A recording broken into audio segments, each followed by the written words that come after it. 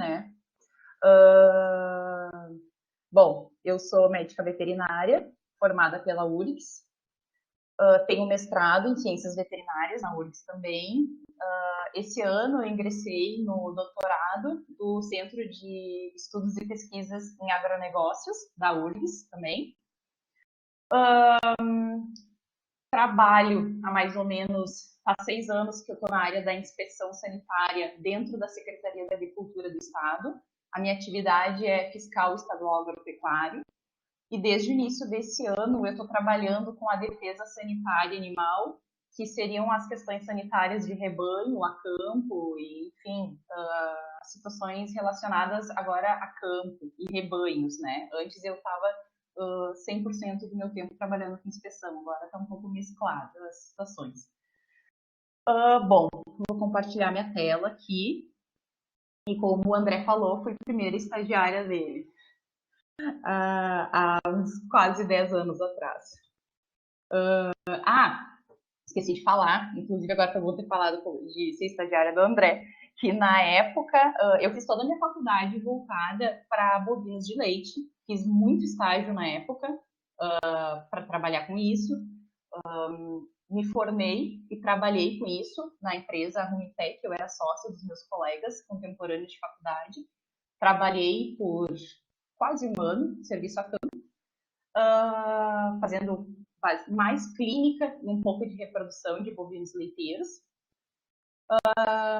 E nesse ano que eu entrei, logo que eu me formei, né, e fui trabalhar a campo, iniciei o mestrado também. E decidi, um tempo depois trabalhando, estudar para concurso público, que estava em vias de abrir naquela época.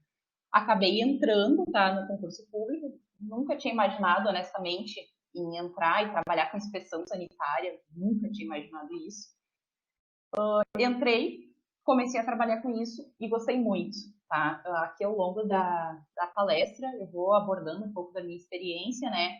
E da sensação do trabalho em si, né? Que tem suas dificuldades, tem seus entraves, mas que para mim no fim é um serviço muito gratificante, porque como vocês vão ver, o objetivo do trabalho aqui da palestra trata não simplesmente de inspeção sanitária, segurança de alimento, segurança do alimento.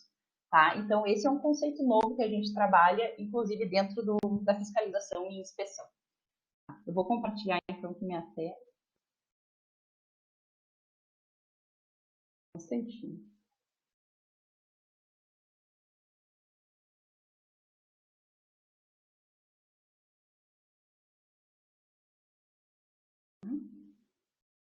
Tu tem que. Isso. Tô nessa pergunta. Tá. Agora eu oculto aqui, né? E aí aumento, né? Isso. Daí Isso, tu né? abre o PowerPoint, comenta e. Tá, beleza. Então tá, pessoal, como eu falei, trabalhei agora nos últimos 6 anos com inspeção sanitária em estabelecimentos produtores de origem, de estabelecimentos que produzem produtos de origem animal, né? E o meu objetivo aqui hoje, então, é trazer as contribuições do médico veterinário na indústria de alimentos, pensando em segurança do alimento que vai chegar à mesa do consumidor. Primeiramente, eu queria trazer uns dados de prospecção da produção de alimentos no Brasil, tá? São projeções do agronegócio brasileiro, elaborados pelo Ministério da Agricultura, com um período de abrangência de 2018 até 2029. Então, são projeções de aproximadamente 10 anos. Eu vou trazer dados aqui referentes à produção de produtos de origem animal, em especial carnes, tá? Para mostrar a importância desse setor, desse segmento, dentro do agronegócio e da economia do país. Então, uma descrição da FAO, que está dentro desse relatório, é que as projeções de carnes e leite para o Brasil mostram que esses setores devem apresentar crescimento nos próximos anos e a expectativa é que a produção no Brasil continue seu rápido crescimento na próxima década. Nessa tabela, que é a variação entre o ano inicial e o final, a gente vê as tendências de crescimento para produção, consumo e exportação de carnes no Brasil. Então, no total, o crescimento de produção percentual das carnes bovina, suína e carne de frango ao longo desse período, a projeção é de 27,3%. A projeção de crescimento do consumo dessas carnes interno é de 23,7%. E o crescimento das exportações dessas carnes é de 32,6%. Esse gráfico mostra a produção de carne, está em milhões de toneladas, e o que a gente pode ver aqui é que tem a perspectiva de crescimento da produção de carne de frango em 27,5%, quase 30%, né, em 10 anos. Aumento de produção da carne suína em 24,8% e a carne bovina um aumento de 18,8%. Isso significaria um aumento de produção de carnes dos atuais 26 milhões de toneladas anuais para 33 milhões de toneladas anuais em 2029. Quanto ao consumo interno de carnes, tá? A projeção de aumento de consumo de carne de frango é de 27,5%, o de carne suína 24,8% e de carne bovina 18,8% em 10 anos. O que representa, então, o mouse aqui aparece, o que representa, então, um consumo dos atuais 19 milhões de toneladas ao ano para 24 milhões de toneladas ao ano em 2029. As exportações, então, o que a gente observa aqui são os índices, os aumentos percentuais mais significativos. A gente tem um aumento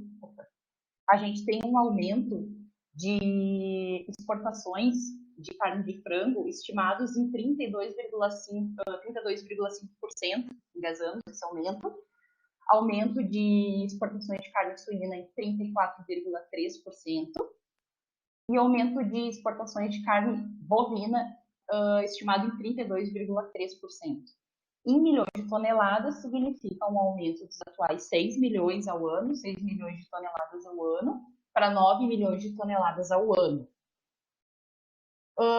Segundo o Departamento de Agricultura americano, o Brasil, em 2028, estaria classificado em primeiro lugar como exportador de carne bovina, em quarto lugar como exportador de carne suína e em primeiro lugar nas exportações de carne de frango. Então, assim, eu botei muito breve esses números aqui, só para vocês terem uma ideia do que é esse mercado, do que se tratam essas projeções relacionadas à produção de alimentos, em especial produção de alimentos de origem animal, e que a tendência quando se trata desse setor, é só de aumento, é só de crescimento. Então, vocês podem ver que a gente está num momento de crise e um dos setores da economia que está se segurando é o agronegócio, né? Apesar de sofrer um pouco, é o agronegócio. Então, assim, ó, questão de mercado, falando em mercado de trabalho, nessa área sempre vai ter. Então, isso é uma perspectiva boa, né, de quem vai ingressar daqui a pouco no mercado de trabalho. Então, agora, queria trazer para vocês o que é essa indústria de produtos de origem animal, tá? Conceitualmente, na legislação, tá? A gente aborda o Decreto Federal 9013 de 2017, que é o famoso RISPOA, que é o Regulamento de Inspeção, é o que nos norteia quanto à inspeção de produtos de origem animal, tá? O decreto ele foi primeiramente elaborado em 1952, e foi atualizado agora em 2017, tá? Ele descreve, então, tá, o que se entende por um estabelecimento de produto de origem animal. Seria, então, conceitualmente, na legislação, qualquer instalação industrial onde sejam abatidos ou industrializados animais produtores de carne e onde sejam manipulados, industrializados, e aí se entram subdivisões do serviço, conservados, fracionados, armazenados, acondicionados, enfim, tudo que envolva o trabalho com carne, pescado, ovos, leite, produtos de abelhas e seus derivados. Ainda na mesma legislação, a gente tem um capítulo que trata das obrigações dos estabelecimentos, tá?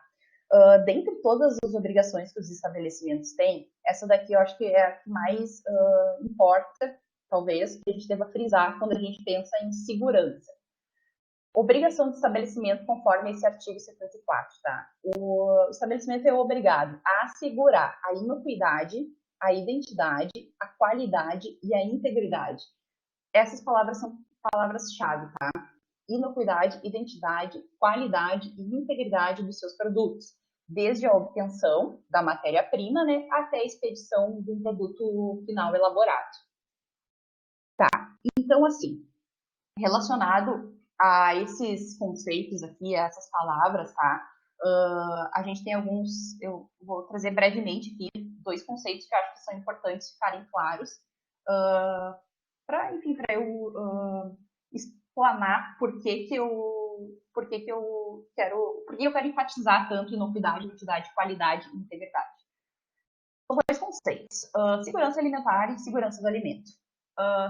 Food safety, ou segurança do alimento. O que é? É um produto seguro, tá? É um produto que não causará dano ao consumidor através de perigos biológicos, químicos ou físicos. E o que são esses perigos associados à segurança do alimento?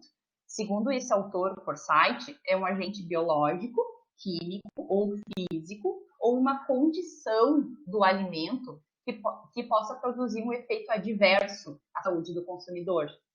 Exemplos que a gente tem, microbiológico seria bactérias, fungos, químicos seriam venenos, substâncias químicas, e exemplo de perigo físico são metais, vidros, pragas, o corpo da praga é um perigo físico, que também pode ser considerado por muitos biológicos, enfim. Então, importância desses perigos, tá? O que significa esses perigos? Perigos em alimentos, então, eles estão relacionados às doenças de origem alimentar, que são as DTAs, tá?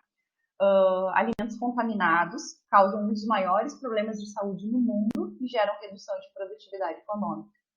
O quadro clínico das DTAs, dessas doenças transmitidas por alimentos, depende, né, do agente etiológico, né, que vai estar contaminando o alimento, e pode variar desde um desconforto intestinal até um quadro bem mais grave, né, como uma diarreia sanguinolenta e até mesmo a morte. O que a gente tem de dado, considerando inclusive que DTAs são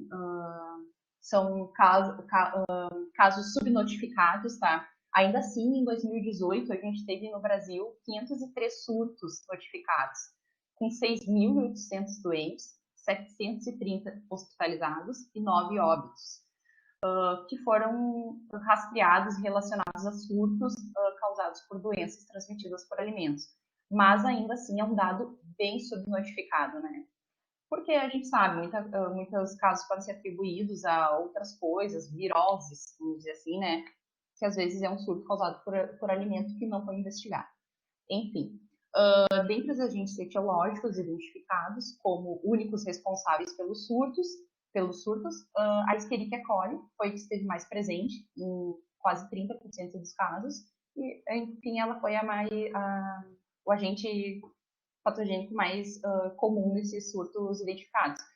É uma bactéria, uma enterobactéria, né, que está presente no trato gastrointestinal, no trato intestinal, e é um agente de contaminação de alimentos.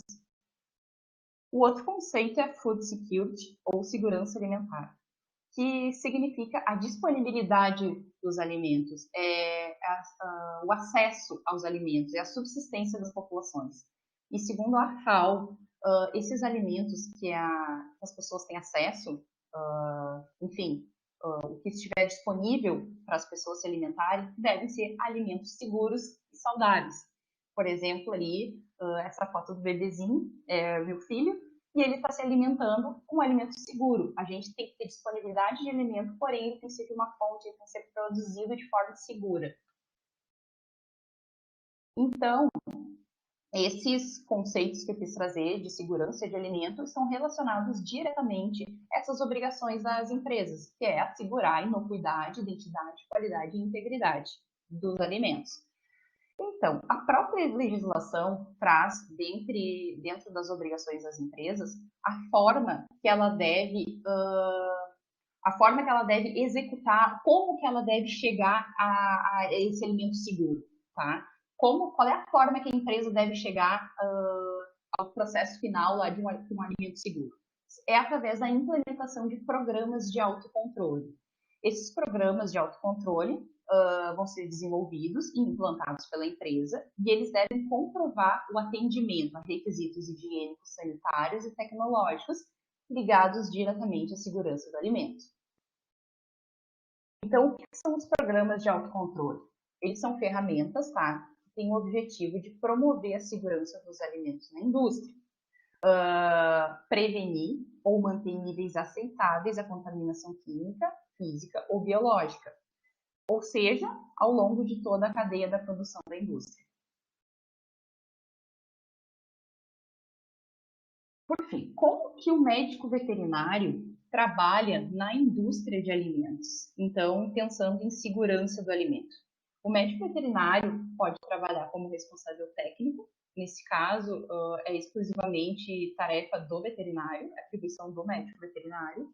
Pode trabalhar no controle de qualidade, que além dos veterinários, tem outras profissões que estão se inserindo nesse nicho de mercado, por exemplo, os engenheiros de alimentos, os nutricionistas, químicos e os consultores de qualidade, que também diversas profissões têm aderido a esse trabalho dentro dos estabelecimentos que produzem alimentos. E qual que é o trabalho desses profissionais pensando em autocontrole e pensando em segurança do alimento? São esses profissionais que vão desenhar esse plano de autocontrole dentro da indústria. Eles vão desenhar, vão projetar o programa, vão implantar na prática, fazer o monitoramento se está funcionando, verificar a eficácia e eficiência do programa e se não estiver funcionando, se não estiver sendo eficaz, ele deve ou reformular ou então tomar ações corretivas, né, nesse ponto falho. Então, é responsabilidade desses profissionais criar dentro da indústria todo esse programa que objetiva, no fim das contas, um alimento seguro. Eu trouxe aqui alguns pontos que são usados, tá, para montar um autocontrole. São diversos pontos que a gente chama de POPs, tá? Em geral a gente chama de POPs. São pontos que a gente usa para montar, que as empresas usam para montar suas ferramentas de autocontrole. Eu grifei algumas que é para mostrar, através de ilustrações, para vocês, o que significa, como que se aplica, qual que é a importância delas. Por exemplo, aqui eu tenho a higiene operacional, é um ponto a ser controlado dentro do estabelecimento. Os procedimentos sanitários operacionais também é outro ponto a ser controlado dentro do estabelecimento. Higiene de funcionários, controle de matérias-primas e o abate humanitário. Tem outros pontos aqui importantíssimos também, como as temperaturas de produtos e equipamentos, os controles de praga, controles de, no caso de embutidos de aditivos, sais de curas, ingredientes, controle de processo, análise de produtos, controle de fraude, rastreabilidade. Todos esses pontos são muito importantes para te formular um programa de autocontrole. Alguns relacionados diretamente com segurança, pensando em perigos contaminantes, e outros relacionados à qualidade, à integridade do produto final, né? Preservação de matéria-prima, o controle correto de aditivos, e tudo isso também vai significar integridade e qualidade daquele produto, né? Um respeito também às normas e aos regulamentos técnicos de cada produto. Mas eu resolvi pegar aqui para abordar e ilustrar principalmente os relacionados a questões sanitárias e de higiene dentro de um estabelecimento que produz alimentos. Primeiramente, um ponto a ser cuidado, então, é a higiene operacional. O que é isso? Esses pontos aqui, essas descrições que eu listei aqui, elas estão presentes numa legislação que é do Ministério da Agricultura e que traz os pontos de boas práticas de fabricação para as empresas. Então, como é que essa legislação descreve a higiene operacional? Para impedir a contaminação dos alimentos, enfim, né? Toda a área de manipulação de alimentos, equipamentos e utensílios deverão ser limpos com frequência. Cada estabelecimento deve assegurar sua limpeza e desinfecção E o pessoal envolvido deve ter pleno conhecimento da importância da contaminação e dos riscos, devendo estar bem capacitado em técnicas de limpeza e desinfecção. Higiene operacional, então, nada mais é do que limpeza e sanitização de toda a indústria, de todos os ambientes, de todos os utensílios, de todos os equipamentos. Aqui, como vocês podem ver, é uma sala de cortes de um abatedouro de frango. É feito, então, um processo de higienização. Primeiro, a limpeza, que é a remoção de partículas maiores, remoção da sujeira grosseira, vamos dizer assim. E depois é feita a sanitização, que é o uso de sanitizantes. Então, para diminuir as cargas microbianas dos equipamentos, né? Então, aqui, por exemplo, uma sala de cortes. Todos esses equipamentos, desde os cones que recebem os cortes para embalagem devem ser higienizados, as esteiras, paredes, forro, tudo. Aqui é um exemplo, na verdade, do laticínio, tá? Que também não está sendo abordado aqui o esquema do laticínio, mas esses pontos de autocontrole servem para toda a cadeia de alimentos, né? Então, aqui é um tanque, né, de massa de queijo também sendo esfregado, fazendo a esfrega inicial, a limpeza. Tem que ser removido todos os resíduos para depois fazer a sanitização. Nesse caso aqui, numa fábrica de embutidos, todas as peças, por menores que sejam, devem ser bem higienizadas. No caso aqui, mangueiras plásticas, peças plásticas de borracha, de ferro, enfim, tudo que tiver encaixado com os moedores, com os misturadores, esse cano aqui embaixo que vai conectar uma mangueira, tudo isso deve ser higienizado, bem higienizado, monitorado, conferido, avaliada a limpeza, e se não estiver conforme, é dever do programa de autocontrole, enfim, do funcionário responsável por isso, solicitar que se refaça o processo de higienização para garantir a diminuição ou o mínimo possível, né, de carga microbiana nesses equipamentos. Em relação, ainda na mesma legislação, ela fala um pouco sobre o tipo de construção visando essa facilidade de limpeza e visando menor chance de contaminação de ambiente e de produto.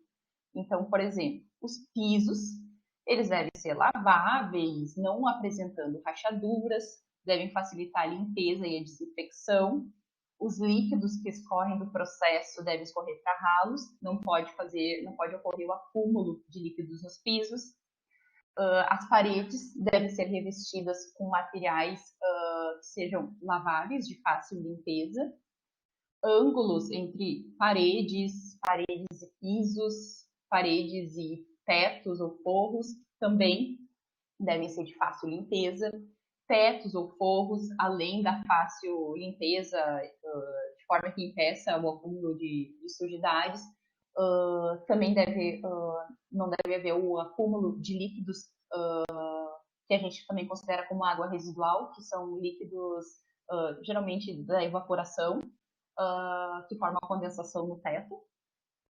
Então, nesse exemplo aqui, é um exemplo positivo, que a gente tem paredes bem impermeabilizadas, né, bem revestidas, o teto também de material de fácil limpeza, acredito que seja o PVC, de fácil limpeza, não tem rachaduras em lugar nenhum, pelo que a gente consegue observar aqui, rachaduras no teto, rachaduras em paredes, a higienização parece estar adequada, os evaporadores de frio aqui, além da necessidade, da obrigatoriedade das temperaturas regulamentares em alguns setores, como, por exemplo, a desossa de carnes, que é no máximo 16 graus, ou então uma sala de carne moída, que é no máximo a 10 graus, se faz necessários evaporadores para a manutenção da temperatura baixa das carnes, e também é uma forma que a gente consegue controlar a condensação, esse teto fica bem seco. A iluminação também é um outro fator, é um outro ponto a ser listado nos POPs das empresas, nos autocontroles das empresas. Aqui é um acréscimo na foto, né? Um ambiente bem iluminado. tem um piso também adequado, a parede também adequada, a junção entre os dois é de fácil remoção de resíduos, piso liso, resistente, enfim, de fácil limpeza, né? E provavelmente aqui com uma canaleta bem na direita que ocorra um escoamento de líquidos sem acúmulos.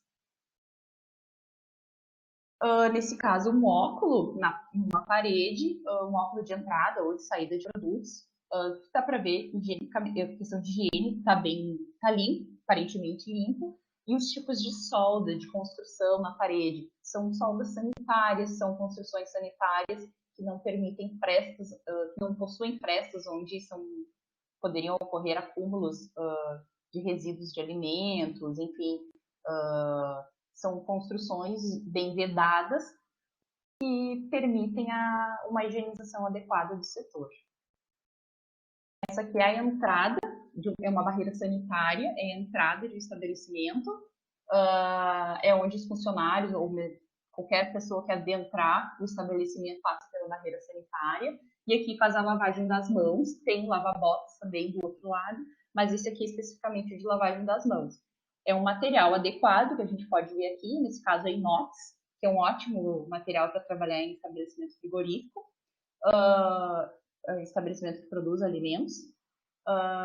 Enfim, que a gente pode ver o piso bem liso, canaleta para escoamento, a forma, o acionamento das pias aqui não tem contato manual, é apenas aqui com o joelho, nesses botõezinhos, o que é importante e obrigatório nos estabelecimentos. Enfim, uma situação considerada boa, uma situação positiva. Então, assim, em questão de limpeza, como é que funciona, resumindo para vocês a prática desse esquema de autocontrole. A empresa desenha, descreve seu programa, vê os pontos que precisa atuar, por exemplo, na limpeza, na esfrega das estruturas, dos equipamentos. Tem um funcionário que vai ser designado para fazer, um funcionário vai monitorar o funcionário que está executando, e depois vai ser feita a verificação se aquela esfrega, por exemplo, foi bem executada, se ela está ok. Se está ok, está liberado para o trabalho. Se não estiver ok, tem que ser refeito aquele serviço. Então, isso tudo é atribuição, essa conferência, esse planejamento, todo ele é atribuição ou do responsável técnico, ou do controle de qualidade, ou então de um consultor de qualidade, né? E tudo isso é pensando na contaminação ambiental, na contaminação de produto, em alimento seguro. Aqui estão os exemplos negativos. Isso aqui é uma barreira sanitária, uma entrada no estabelecimento, é um lava-botas. O que a gente pode ver aqui? O material é inox, até o material é bom, porém, isso daqui são resíduos, é sujeira pura. Aqui o lava-botas está sujo, muito sujo. A água aqui é barro, tá? O lava-botas está embarrado. Então, assim, a gente olhando uma foto assim, não tem como assegurar, não tem como tu não pensar em contaminação de alimentos, como que um funcionário vai passar por um setor desses e depois manipular alimento, não é? É uma fonte clara de contaminação, sujeira. Isso aqui é inadmissível para o sistema de produção de alimentos. Nesse caso aqui, o que seria o correto, pensando como qualidade e como responsável pela qualidade no estabelecimento? Primeiro, né, a execução de início teria que ser esvaziado, isso daqui teria que ser a higienização teria que ser feita desde o início, não poderia ter ninguém na fábrica. Quem entrou na fábrica talvez tivesse que trocar seu uniforme, fazer a higienização pessoal novamente, fazer a higienização do equipamento, conferir se a higienização nova está ok, e aí ele ia começar o serviço. Pensando em níveis de contaminação, isso daqui é inaceitável. Aqui, por exemplo, é um ralo. Talvez o restante do ambiente estivesse limpo ou aparentemente limpo, mas aí quando vai fazer a verificação de dentro de um ralo, tem essa presença enorme de resíduos. Não tem como a gente não pensar em fonte de contaminação, né? Então, o que acontece? Um ralo desse extremamente contaminado e sujo facilmente contamina o ambiente por, enfim, escorrimento de águas, enfim, por outros tipos de situações que podem ocorrer, né?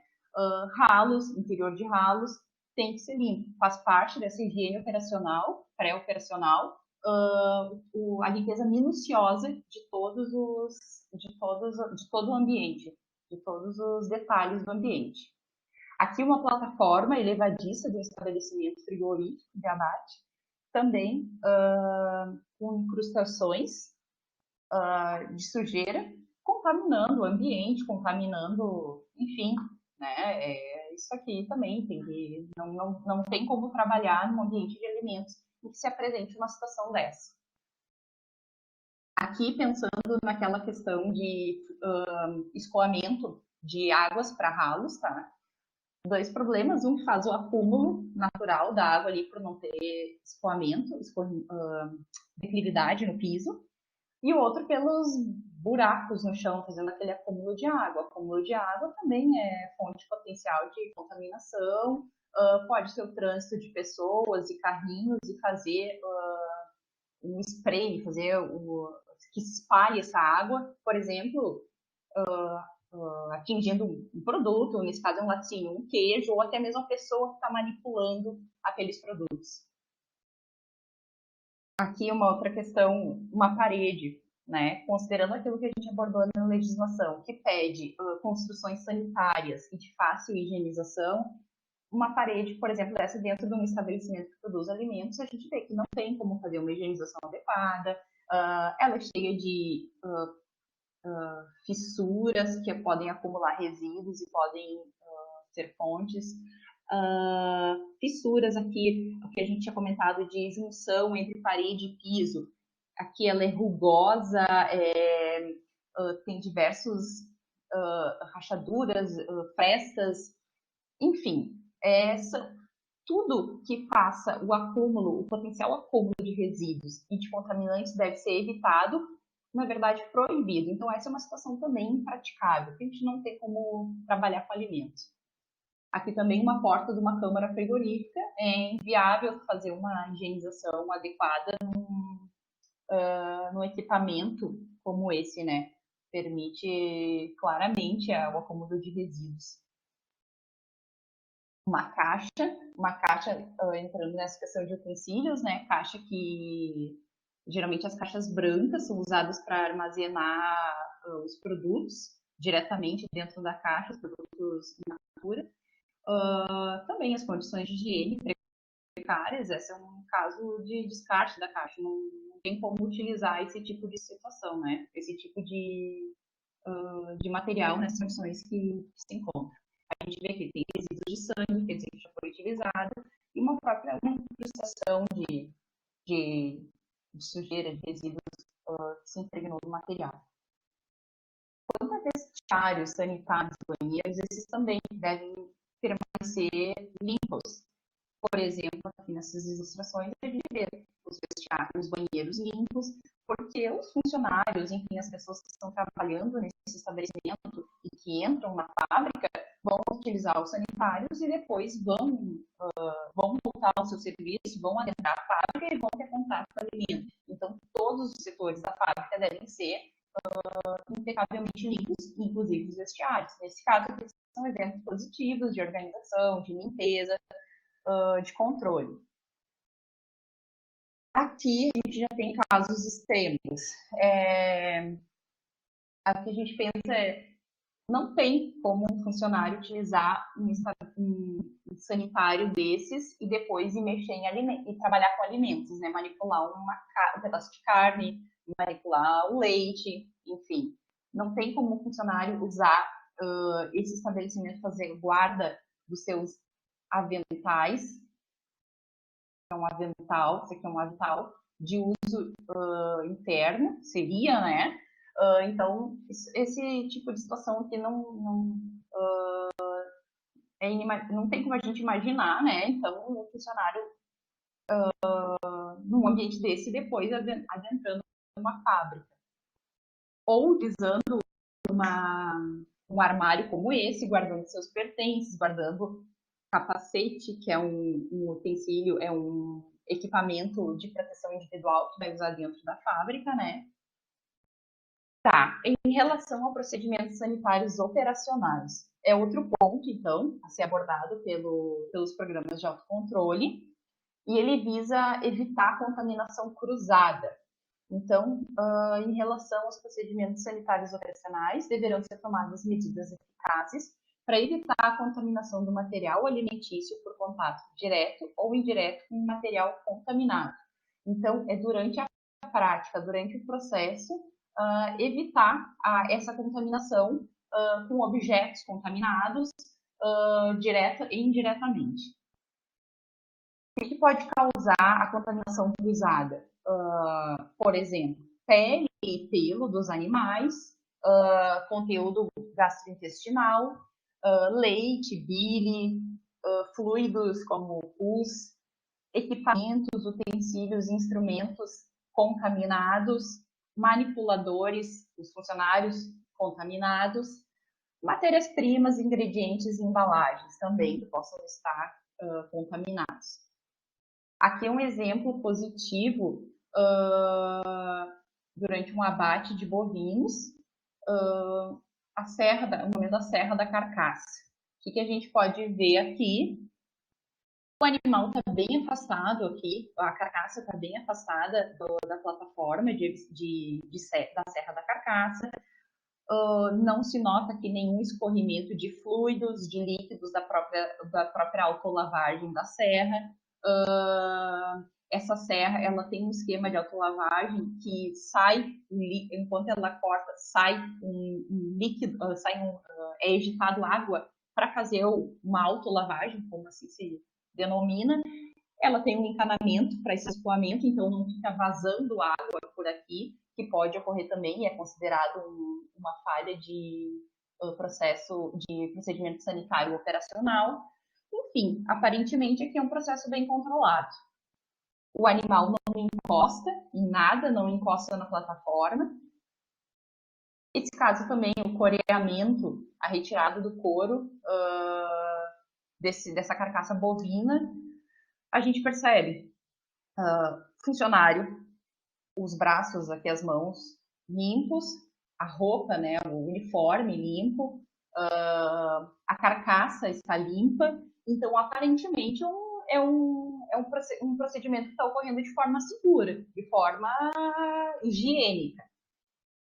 Diferentemente dessa situação aqui. Isso daqui é uma falha de procedimento sanitário operacional, PSO que a gente chama. O que ocorre aqui? Uma contaminação, né? A carcaça, grande demais para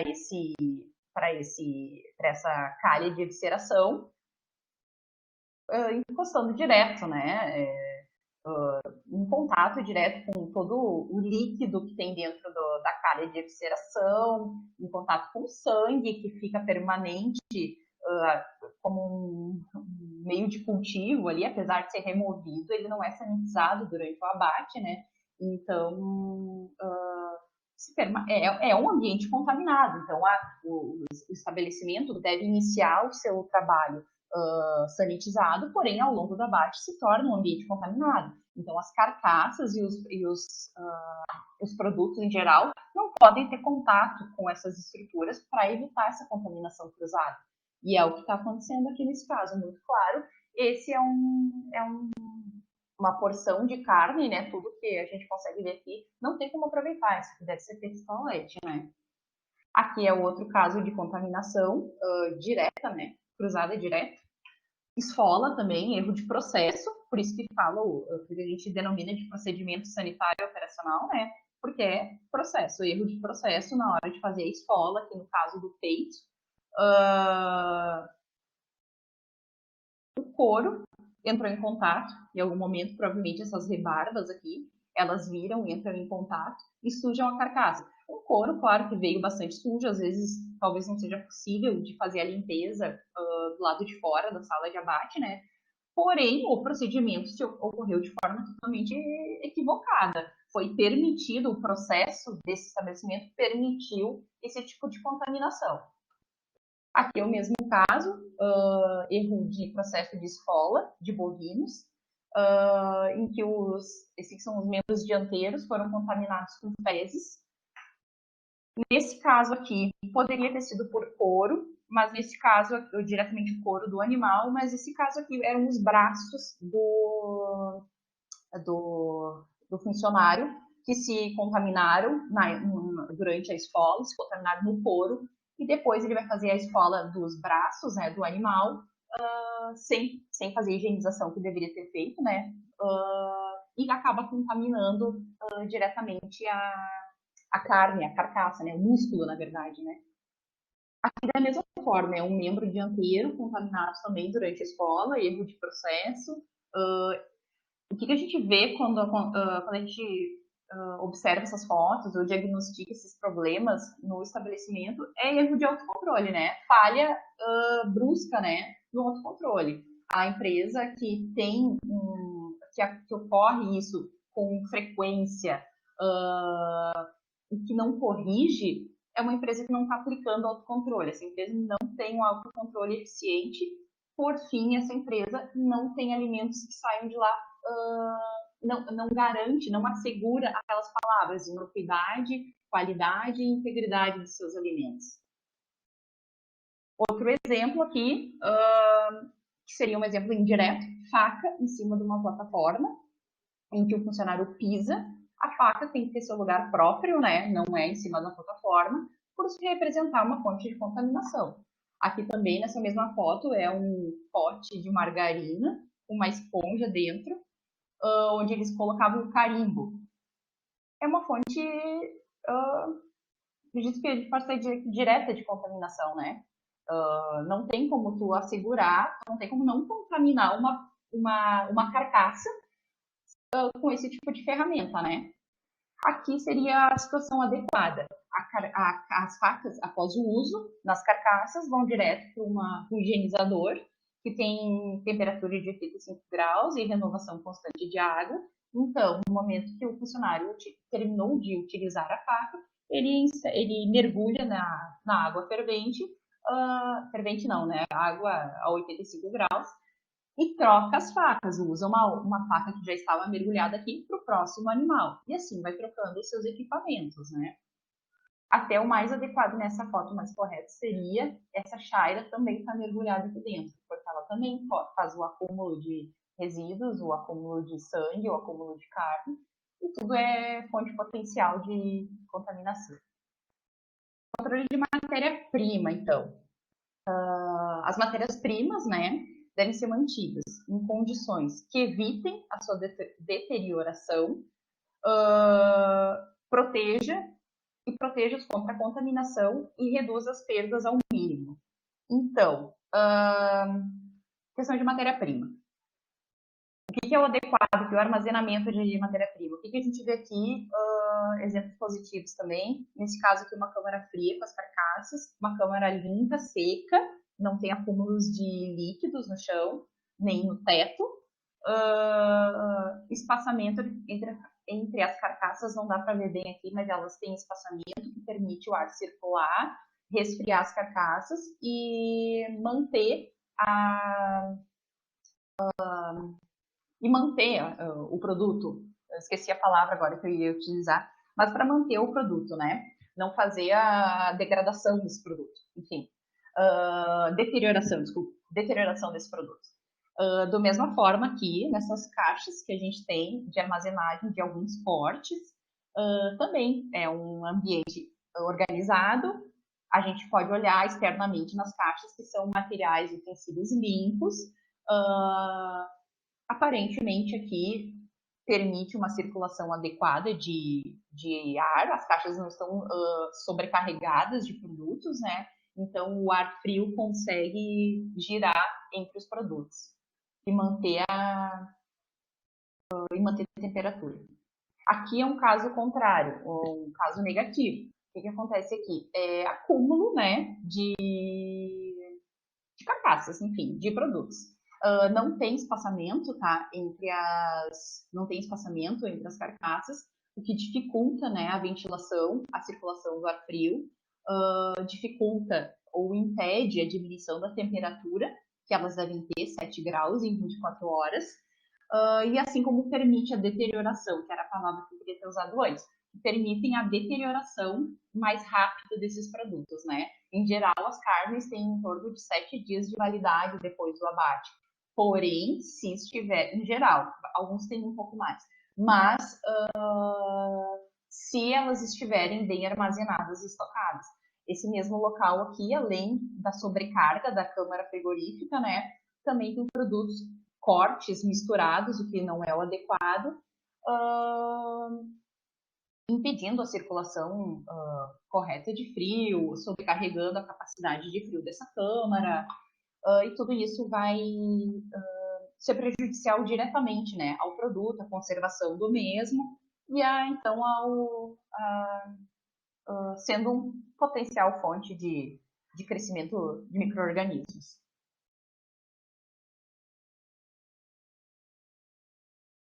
Nesse caso aqui também, até assim, olhando essa foto aqui, a gente pode ver duas coisas. Uma é o erro de estocagem de matéria-prima, né, que é um ponto a ser considerado, e o outro é o controle de produção. Controle de produção eu não vou abordar aqui nessa palestra, mas controle de produção também está descrito, deve ser descrito nos autocontroles, inclusive justamente para evitar uma das situações essa, né? Quando o estabelecimento produz mais do que consegue escoar, uma das consequências que ocorre é justamente esse acúmulo de produtos, né? Nas câmaras. Nesse caso também são costelas em ganchos. Elas podem ser armazenadas assim, só que elas devem receber o frio adequado. Nesse caso aqui, elas podem ter pode ser problema de conservação, elas podem estar deteriorando. Eu não lembro ao certo se essa daqui ou elas não são também queimaduras do frio. Queimaduras do frio também é uma questão de controle de matéria-prima e ela não está apta, né, para o aspecto que ela fica, as condições, a coloração, o odor, tudo isso é avaliado na matéria-prima se ela está apta ou não ao consumo. No caso dessa aqui, a gente olhando a coloração e o aspecto, ela se tornaria uma matéria-prima inapta. E o que ocorre?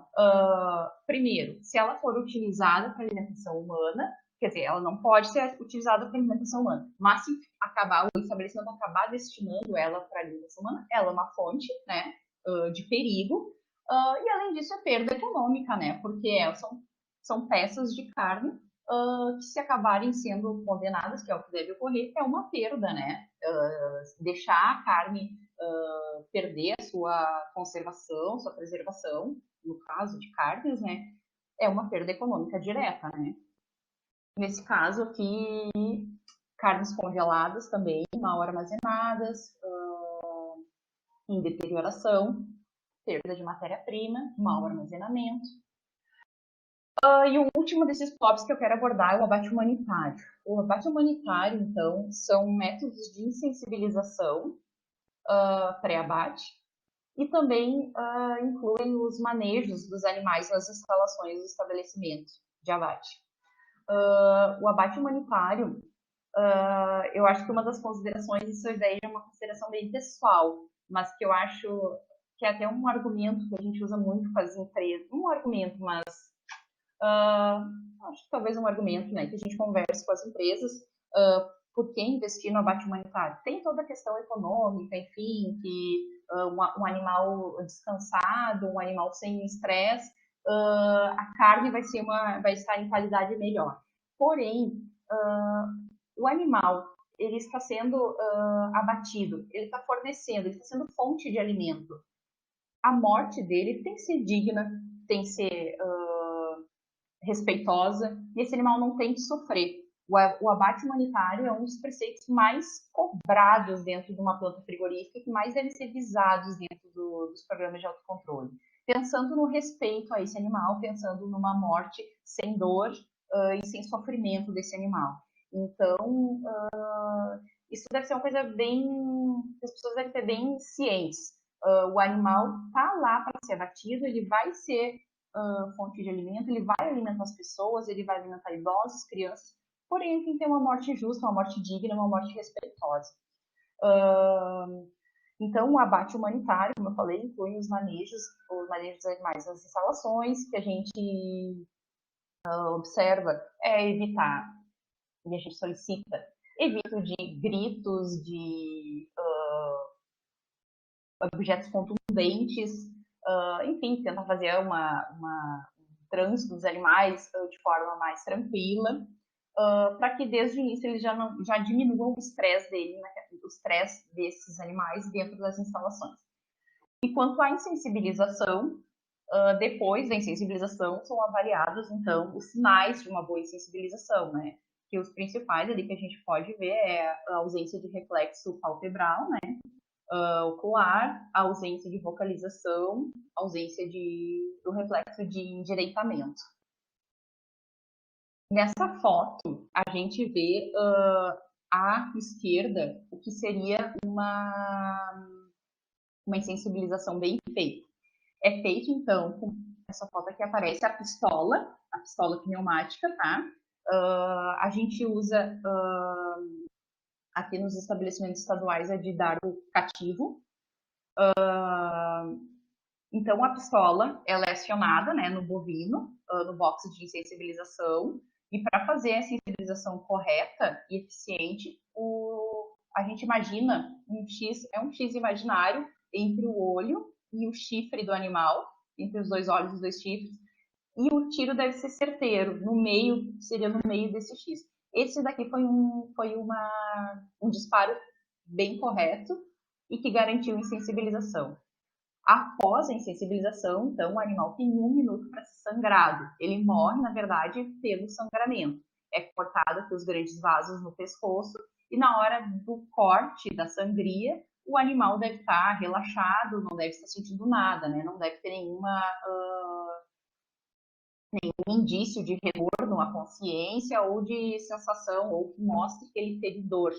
Então, o animal deve estar relaxado, com a cabeça e a língua caídos, prostrados. Aqui, nessa foto, é um exemplo, duas fotos são exemplos de má insensibilização por conferência do disparo. O que a gente vê aqui? Esse disparo aqui, totalmente longe do que a gente projeta, né? Então, só olhando esse daqui, a gente já talvez possa garantir que esse animal sofreu, né? Ele não foi bem sensibilizado. Não tem como ter um bom resultado com esse tipo de disparo nesse local. Nesse daqui já a gente vê vários. Aqui tem um, aqui tem outro, aqui tem vários. Também não é o adequado.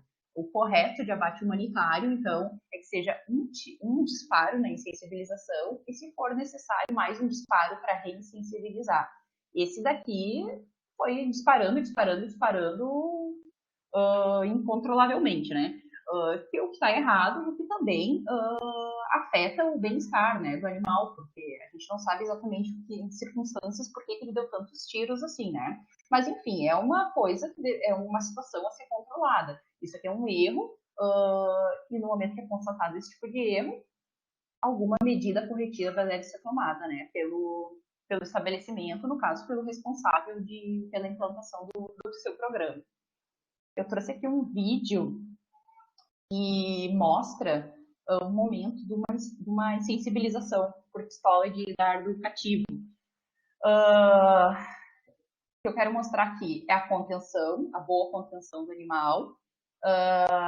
E após a contenção é feito o disparo e é nítido que, claro, de início o animal se assusta, é um manguete diferente, é um bovino, né? Mas em seguida é feito o disparo, um bom disparo, e ele sensibiliza. Ele fica. Vou mostrar para vocês. Tá. A contenção.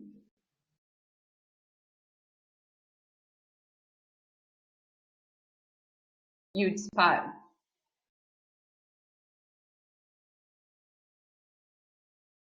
E ele está insensibilizado. Tá? Esse foi um disparo perfeito. Pronto, agora ele vira para dentro da área de vômito, é içado e sangrado em 60 segundos e não vai sentir nada. Esse é o ideal, esse é o adequado e é só dessa forma que pode fazer. Então, isso aí é um ponto muito importante ser controlado. Toda a questão de ética, enfim, tudo aquilo que a gente conversou. Então, até agora eu falei sobre o papel do veterinário, vamos dizer, contratado pela empresa ou do meio privado, né? O papel do veterinário dentro das empresas que produzem alimentos como uma figura ligada à empresa. Então, eu tentei mostrar ali a importância, o quão fundamental é o serviço desse profissional, pensando em qualidade de alimento dentro de uma indústria. E agora, em relação ao serviço oficial, tá? Que no caso é o que eu me encaixo. O serviço oficial hoje, dentro da indústria de alimentos, tem atividade de fiscalização e inspeção. No capítulo 2 da legislação do RISPOA, que eu abordei alguns artigos antes, ele descreve assim, ficam sujeitos à inspeção e fiscalização os animais destinados ao abate, a carne, o pescado, os ovos, o leite, produtos de abelha e derivados, comestíveis e não comestíveis. Ou seja, todos os produtos de origem animal dentro de uma fábrica estão sujeitos à inspeção e fiscalização. E ele complementa a inspeção e a fiscalização, que se referiu, né, àquele artigo. O que significa? É a inspeção ante-mortem e pós-mortem dos animais, a recepção, a manipulação, beneficiamento, industrialização, fracionamento, conservação, acondicionamento, embalagem, rotulagem, armazenagem, expedição e trânsito de qualquer matérias-primas e produtos de origem animal. Ou seja, resumindo isso, além da inspeção ante-mortem e pós-mortem, que é a atribuição do veterinário oficial responsável pela inspeção, o veterinário hoje, num conceito moderno de inspeção, é responsável por verificar todos esses pontos dentro da indústria. Ou seja, todos os pontos do autocontrole da empresa, o veterinário oficial faz a sua verificação oficial. Então, o autocontrole da empresa, como eu já citei antes, projeta, implementa e verifica se está funcionando. O veterinário oficial vai em cima da verificação da empresa, da verificação interna da empresa, e confere se de fato aqueles processos estão realmente funcionando. Se os processos que a empresa, os processos de autocontrole que a empresa está se propondo a aplicar, realmente asseguram, dão segurança ao alimento. Esse é o papel também hoje do veterinário oficial como fiscalização dentro de uma indústria de alimentos. Então, os procedimentos, né, esse outro artigo descreve os procedimentos do veterinário oficial em relação à inspeção e fiscalização. Como eu havia falado, né, inspeção ante-mortem e pós-mortem, né, atribuição exclusiva, e aí que entram as descrições que eu citei. Verificação de condições higiênico-sanitário das instalações, higiene e hábitos higiênicos dos manipuladores, verificação dos programas de autocontrole dos estabelecimentos, verificação de rotulagem, de bem-estar, de água, fases de obtenção, recebimento, enfim, todas as fases que ocorrem dentro do estabelecimento, o veterinário oficial tem que fazer a verificação para ver se tudo está ok, se tudo está conforme e se os procedimentos da empresa dão segurança a esse alimento. E outros pontos como a rastreabilidade, também é um ponto a ser conferido pela própria empresa. Aqui, em seguida, eu trouxe, então, algumas especificações, algumas ilustrações do serviço do veterinário oficial, tá? Que abrange principalmente essa questão do ante-mortem e pós-mortem, já que os outros serviços relacionados à qualidade de alimentos, né, relacionados aos processos, a gente compartilha com a empresa, né? É um trabalho unido, vamos dizer assim, mútuo. Então, a questão do ante-mortem, que é o exame do status sanitário dos animais de abate nos currais, né? Os currais de abate, no nosso caso do estado, a gente não tem as de chegada e seleção, só os de abate.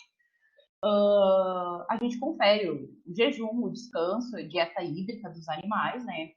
Conferência documental das cargas, né? Se os documentos se referem àquele lote, àquele destino. E a inspeção pós-mortem, que é o exame de órgãos e carcaças, né? E partes das carcaças dos órgãos. Então, após a inspeção pós-mortem de linha, é feita ou não a condenação, né? Conforme a legislação vigente, que é o próprio RISPOR.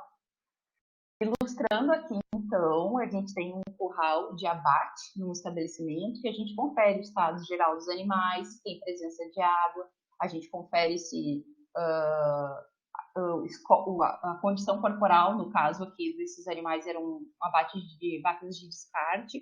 Esse animal se apresenta extremamente magro. Esse é um animal que a gente vai assinalar e na inspeção pós-mortem a gente vai avaliar mais minuciosamente, né, a carcaça e os órgãos dele para ver o destino final que vai ter a carcaça e os órgãos desse bovino. É nesse momento que a gente classifica, então a gente identifica os animais que vão passar por esse estudo minucioso, né? A gente avalia se os animais estão se locomovendo, se não estão com dificuldades de locomoção, se algum animal está passando por algum sofrimento ou agonia que precise ser feito o abate imediato, de emergência. E quanto às lesões pós-mortem, inspeção pós-mortem, trouxe algumas ilustrações aqui de algumas lesões que a gente acompanha nos frigoríficos, por exemplo, a tuberculose, tuberculose aqui na pleura, no fígado, a tuberculose tem vários critérios, né, para condenação ou não total das carcaças.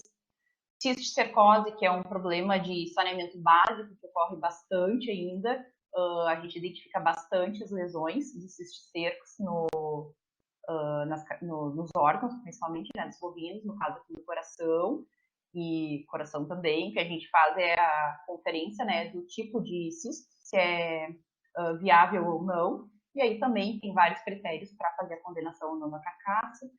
Um exemplo de actinomicose, também a princípio uma lesão localizada, né, hidatidose também, essa foi uma situação bem diferente, bem expressiva, mas que a princípio também não acometeu carcaça, então a gente condena o órgão. Facilma, tudo isso aqui são facilmas, né? Da mesma forma, se não acometer carcaça, a princípio, nesse caso, a gente faz a condenação só do órgão. Uma alteração renal, então, uma nefromegalia,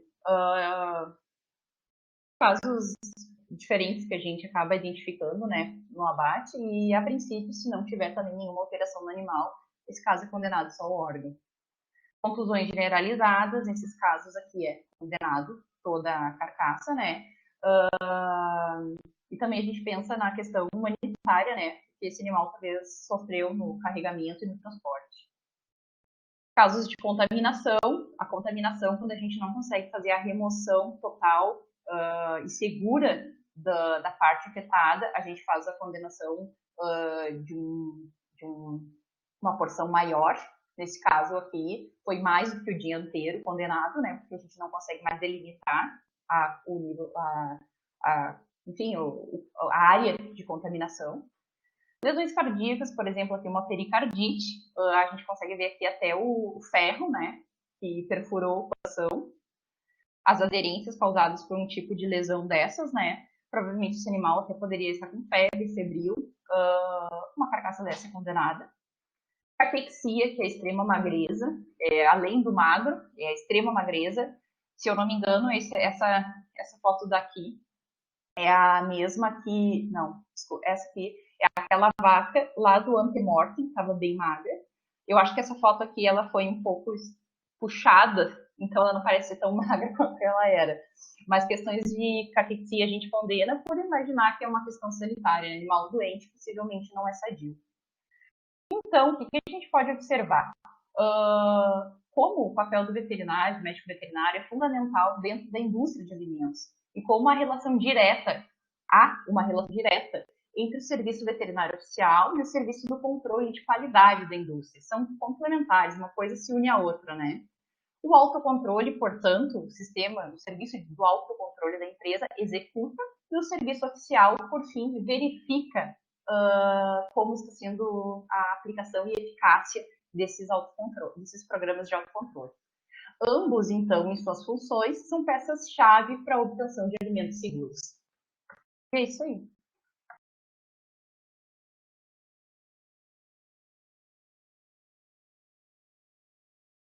Muito obrigada. Excelente, Ana Paula, muito obrigada. O pessoal está ansioso com várias perguntas. Chat, Ana. Hã? Bombou aqui nosso bate-papo. Eu estou vendo agora, eu não estava olhando antes.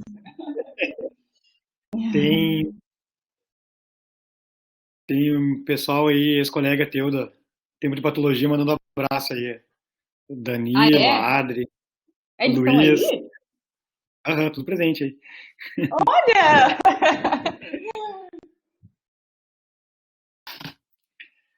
Ô, Monique, quer começar aí com perguntas? Tem bastante. Vamos lá.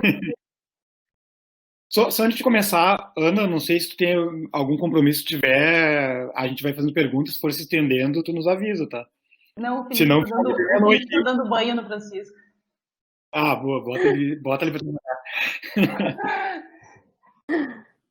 Tá, então a primeira pergunta é do Kevin. Entre as 3 carnes, acredito que espécies que tu citasse no início, frango, suínos e bovinos, qual a que precisa de mais cuidados? Tem alguma que precisa de mais rigorosidade na inspeção e controle? Na verdade, cada uma tem as suas características, né? Tem a sua descrição específica do que avaliar, até pela ocorrência de doenças diferentes. Mas o controle, pensando em segurança de alimento, em inocuidade, em higiene, é o mesmo. O que acontece? No abate de aves, o abate de aves por si é um abate menos contaminado, que gera menos contaminantes dentro da fábrica do que o abate de bovinos, por exemplo, que gera mais resíduos, mais sangue, mais couro, né? O couro sujo, mais dejetos, enfim, tem essas particularidades de cada um. Mas pensando em segurança, é a mesma exigência, daí só tem que adaptar cada programa para cada tipo de espécie. E quanto à inspeção, aí também é relacionado ao tipo de doença de cada espécie, né? Perfeito. A Nicole te pergunta, acho que quando tu mostrasse aquele lava-botas lá, embarrado, como é que em um ambiente que deveria ser tão limpo, a bota fica embarrada? Pois é, justamente. Que ver que a sujeira começava de fora. Mas, nesse caso aí, assim, até não tem como eu não falar de experiência pessoal, tá? Esse caso aí é um estabelecimento que, logo que eu iniciei na inspeção, foi o primeiro estabelecimento que eu comecei a trabalhar. Eu conversei antes ali com o André, quando eu fui testar aqui a plataforma, e eu falei para ele que a primeira semana que eu cheguei lá, eu chorei todos os dias. Aí, a partir da semana seguinte, eu comecei a trabalhar, tá? Mas então, o que acontece? Tava daquele jeito ali, porque o lado de fora também não era conforme, era puro barro. Tu também não pode ter uma empresa de alimentos que tenha barro. Dentro da lei tem exigências, o tipo de piso e o tipo de pavimentação, que deve ser respeitado. Naquele caso ali, eu não cheguei a mostrar o lado externo, mas também era um ponto que não era conforme, então tinha barro vindo do lado externo, do lado de dentro. Era uma sucessão de não conformidades, tá? Pra te resumir. E isso tudo a gente foi corrigindo ao longo do tempo, né? Através de exigências, e aí entra, no nosso caso de fiscalização, ações fiscais, a gente tem artifícios fiscais para exigir que a empresa se adeque, né? Mas essa era uma realidade que se vivia. Então, que é totalmente inadequada, né? Perfeito. Até para o pessoal que está no início do curso talvez não tenha essa noção, é que o pessoal que trabalha dentro do frigorífico circula nos arredores, dentro do refeitório, dentro dos... não é banheiros, mas é... como fala? Os Trocadores, vestiários, isso. Uhum. Então, acho que é por isso que, né, é isso que a Ana Paula está dizendo, que os arredores ali precisam estar conforme a legislação por conta disso aí, porque o pessoal circula na planta e fora da planta. Com certeza, no momento que a pessoa está dentro da planta, entrou nos portões da planta e está com o uniforme de trabalho,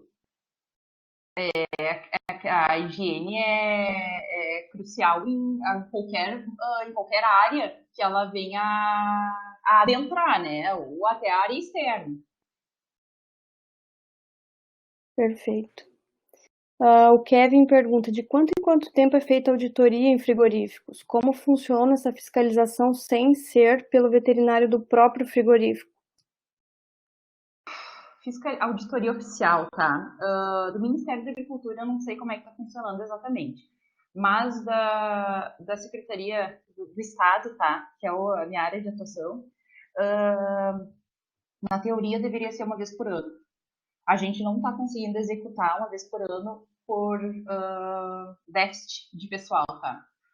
Então a gente não consegue, por exemplo, pega a minha regional de Caxias do Sul, que a gente tem 12 frigoríficos e mais 35 estabelecimentos de fiscalização periódica, né? Que seria fábrica de conservas, laticínios. A gente teria que auditar uma vez por ano cada um deles. A gente não tem pessoal suficiente, então a gente vai enfim, a gente vai criando cronogramas para tentar atender e aquele estabelecimento passar por uma nova auditoria em algum momento, mas a gente não consegue mais precisar que isso seja em um ano, né? De um em um ano. Aproveitando o gancho dessa pergunta, o Chico chegou aí. Pode falar. Eu ia te perguntar a respeito da terceirização desse serviço oficial. Uhum. Como é que tá isso daí? Qual que é a tua opinião? Minha opinião, não, né, André? Peraí. Ele veio dar um oi. E aí, Chico? Oi! Ele, assim, a questão da terceirização, ela ocorre. Foi a portaria de autorização da terceirização foi aprovada em 2017 ou 2018, agora eu não tenho certeza, mas ela foi aprovada. Existe a terceirização, são empresas terceirizadas que contratam veterinários e aí eles cedem esses veterinários para os frigoríficos, no caso, tá? Que só a BAT pode ter terceirizado. Aqui na nossa regional, em Caxias, tem dos 12 frigoríficos, se eu não me engano, uns 10 estão com inspeção terceirizada, tá? Honestamente, sim, de opinião, o que eu acho? Eu acho que os veterinários em si têm boa intenção de trabalho, eles querem executar, eles sabem a importância do trabalho, porém não tem como negar que existe a influência ou pressão de algumas empresas em cima do veterinário, né? É diferente, é diferente quando tu está lá como veterinário oficial, que, enfim, tu não tem nenhuma relação com a empresa e tu pode cobrar aquilo ali. É diferente, a gente sabe, não tem como negar. Então, assim, eu acho que tá indo relativamente bem. A gente, nós, fiscais, fiscalizamos, muitas vezes a gente está mais afeto à colaboração lá com o veterinário que está na planta. Então a gente consegue acompanhar como que está indo esse trabalho, não fica sozinho lá e nunca mais ninguém aparece, a gente mantém visitas. Mas, no final das contas, algumas interferências a gente acaba assumindo que devam existir, né? Infelizmente. Certo. Aproveitando também, eu vou furar a fila aqui nas perguntas, eu tenho cheio de dúvidas, Ana. Como é que é a interação, assim, qual que é o papel de outras profissões ali na indústria de alimentos, como, por exemplo, engenharia de alimentos, o que eles fazem, propriamente dito, nessa fiscalização? Na verdade, o controle de qualidade, tá? Geralmente, dentro de frigorífico, abate, tá? Abate, eu falando do frigorífico, é o termo errado, tá? É abatedouro. O RT, o responsável técnico, é só veterinário. Porém, os controles de qualidade, tanto de estabelecimentos de abate, quanto em estabelecimentos que só manipulam e industrializam os produtos, o controle de qualidade pode ter qualquer formação, tá?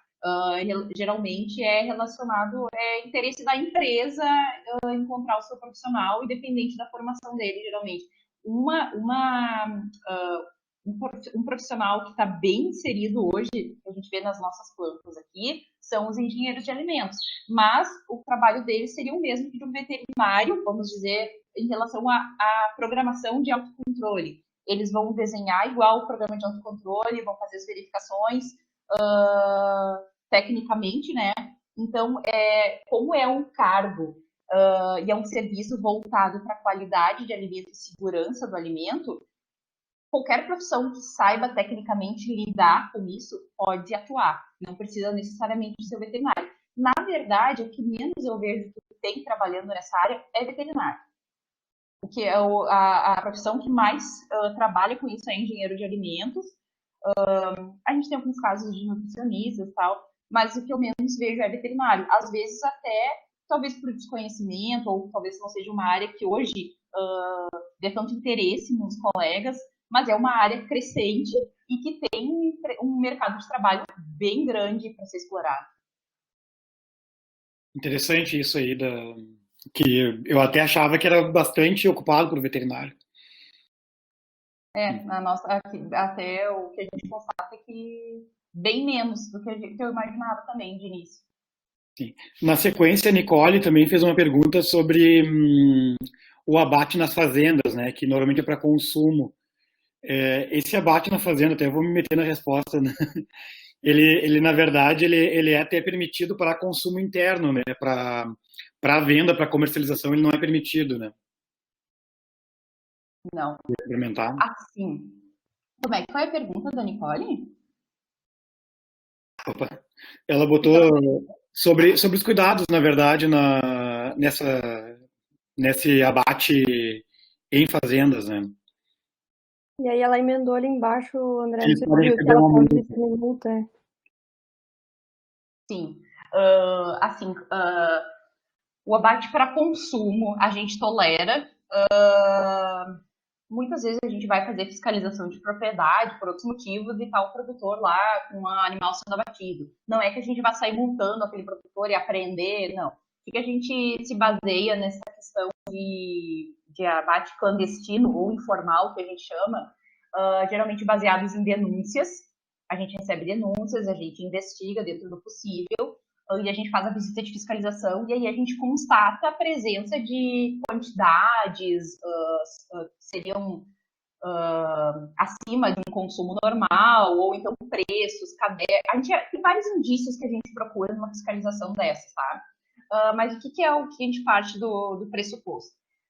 Consumo. Se a pessoa abate para consumo, ela está colocando a vida dela, da família dela, dentro do que ela acha seguro ou não, né? Então, quer dizer, assim, a questão é ela, né? Se tu vai matar e comer e tu acha que tá bem, tudo bem, tu não tá botando a vida de ninguém, nenhum terceiro que não tenha consciência disso em risco. O que acontece quando são feitos esses abates clandestinos para comércio, são produtos sem inspeção, sem esses padrões rígidos de higiene, sem qualquer controle, principalmente pensando em contaminantes, nessa questão da higiene, a questão da inspeção propriamente dita. Então, não são produtos seguros, não são produtos que podem circular e serem consumidos. Então, sim, daí é uma infração grave comercializar esse tipo de produto, e nós, da fiscalização, sim, fazemos a apreensão, a destruição e a autuação por esse tipo de abate. Mas, claro, como eu falei, são suspeitas, são investigações fundamentadas, né? A gente busca indícios do que realmente está ocorrendo, né?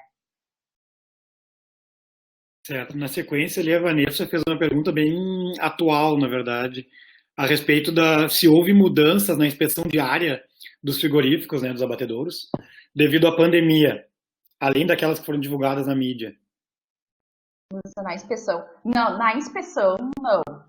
Na inspeção, a gente no caso do veterinário que está indo fazer inspeção é enquadrado como serviço essencial, então isso é mantido. O que acontece são essas medidas de controle interno que as plantas têm que tomar agora, com base nesses decretos estaduais que saíram, né, para controle da disseminação da doença nesses ambientes, enfim. Mas a inspeção propriamente dita não teve alteração, não. Tem esses cuidados básicos, né, que a gente está recebendo. Isso que a gente tem que tomar, evitar, enfim, essas coisas que a gente já sabe, do distanciamento. Quer assumir aí, Monique? Vamos lá. A Gabriele pergunta qual o procedimento ideal desde a chegada do funcionário até o contato com os alimentos? Desde a chegada, olha, pensando assim, de resumir, mas, na verdade, assim, todo o procedimento que for tomado tem que ser descrito num manual de boas práticas de fabricação, que é ali que vão estar descritos os autocontroles da empresa, tá? É um manual, através do manual que ela mesma descreve, tá? E ali que a empresa vai descrever qual que é o fluxo de chegada até a manipulação, tá? Dos seus funcionários. Mas, em geral, o funcionário vai chegar, vai fazer a troca, a sua troca de roupa civil para uniforme. Não pode, questão de roupas, não pode ser armazenadas as roupas, quando ele tirar essa roupa civil, não pode ser armazenada no mesmo local, no mesmo armário que o uniforme, se for o caso de ter uniforme em armários.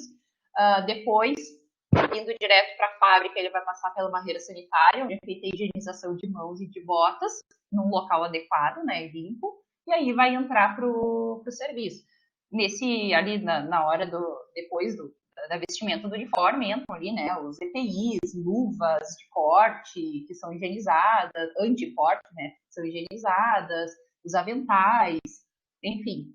É basicamente questão de higiene em todos os processos, tá? E aí já vamos casar com a pergunta da Nicole ali. Ela fala que tu mostrou um funcionário tirando couro sem luvas. Não deveria haver uma proteção para evitar qualquer possível corte do funcionário e contaminação da carcaça? Aí ela até citou até aquela luva de açougueiro mesmo. Uhum. Sim, assim, a luva anticorte, na verdade, é uma exigência dos órgãos de trabalho, né, de proteção ao trabalhador. Para nós, em relação à questão sanitária, para nós não é obrigatório. Eu não posso, eu tenho que obrigar ele a usar uma faca limpa, mas eu não posso obrigar ele a usar luva. Se ele usar luva, eu tenho que obrigar, ou melhor, eu como serviço social, né, teria que obrigar, se a empresa não tiver já atuado nisso, que o funcionário use a luva limpa, sempre limpa.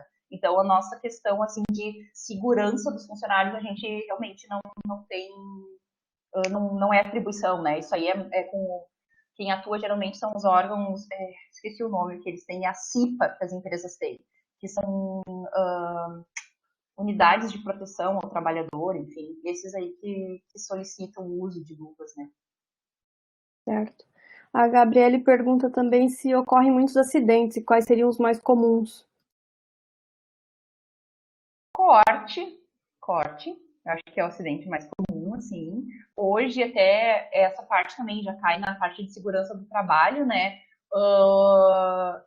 Os funcionários são obrigados, hoje em dia o Ministério do Trabalho, pelo que a gente percebe, está bem mais atuante nas plantas, tem bem mais exigências às plantas do que talvez antigamente, mas uma das normas que a gente vê que eles são obrigados a seguir é o uso dos...